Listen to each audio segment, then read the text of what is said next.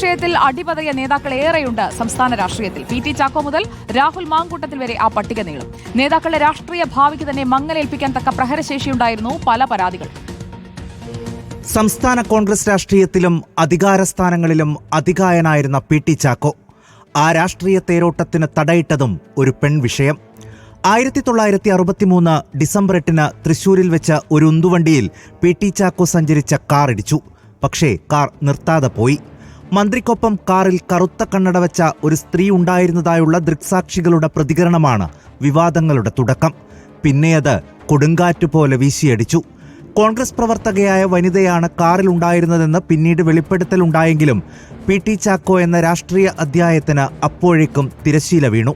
കേരളത്തിലാകെ കോളിളക്കമുണ്ടാക്കിയ സൂര്യനെല്ലി കേസിൽ ആരോപണ വിധേയനായത് മുതിർന്ന കോൺഗ്രസ് നേതാവ് പി ജെ കുര്യൻ.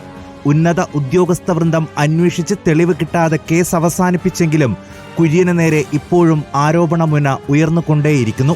കേരളത്തെ ഇളക്കിമറിച്ച ഐസ്ക്രീം പെൺവാണിഭ കേസിൽ പ്രതിസ്ഥാനത്തുണ്ടായിരുന്നത് മുസ്ലിം ലീഗ് നേതാവ് പി കെ കുഞ്ഞാലിക്കുട്ടി. ശക്തമായ പ്രക്ഷോഭത്തെ തുടർന്ന് അദ്ദേഹത്തിന് മന്ത്രിസ്ഥാനം രാജിവെക്കേണ്ടി വന്നു. മൂന്നാം ഇ കെ നയനാർ സർക്കാരിന്റെ കാലത്ത് മന്ത്രിയായിരുന്ന എ നീലലോഹിതദാസൻ നാടാർ രാജിവെച്ചത് IAS ഉദ്യോഗസ്ഥയുടെ പരാതിയിന്മേലാണ്. കോൺഗ്രസ് രാഷ്ട്രീയത്തെ ഒന്നാകെ ഇളക്കിയ സോളാർ പീഡന കേസിന് ഒരു സർക്കാരിനെ വീഴ്ത്താൻ തക്ക പ്രഹരശേഷിയുണ്ടായിരുന്നു. ആരോപണ വിധേയരായത് മുഖ്യമന്ത്രിയായിരുന്ന Oommen Chandy, AICC general secretary KC Venugopal അടക്കം ഒരു പറ്റം നേതാക്കൾ. CBI അന്വേഷണമൊക്കെ നടത്തി നേതാക്കൾ കുറ്റവിമുക്തരായെങ്കിലും അതുണ്ടാക്കിയ മാനക്കേട് ചില്ലറയല്ല. വിമാനയാത്രയ്ക്കിടെ സഹയാത്രികയുടെ ശരീരത്തിൽ കൈവച്ചു എന്ന ആരോപണത്തിലാണ് PJ ജോസഫ് അച്യുതാനന്ദൻ മന്ത്രിസഭയിൽ നിന്ന് പുറത്തായത്. യുവതിയുമായുള്ള അശ്ലീല ഫോൺ സംഭാഷണം പുറത്തുവന്നതാണ് ഒന്നാം പിണറായി സർക്കാരിൽ ഗതാഗത മന്ത്രിയായിരുന്ന AK ശശീന്ദ്രന്റെ രാജിയിലേക്കെത്തിച്ചത്.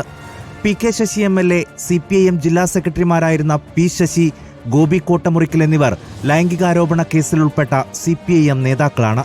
ഈ മന്ത്രിസഭയിൽ 3 MLA-മാരാണ് പീഡനക്കേസിൽപ്പെട്ടത്. ഹേമ കമ്മിറ്റി റിപ്പോർട്ടിന് പിന്നാലെ പീഡനക്കേസിൽ മുകേഷ് MLA-യുടെ അറസ്റ്റ് രേഖപ്പെടുത്തിയിരുന്നു.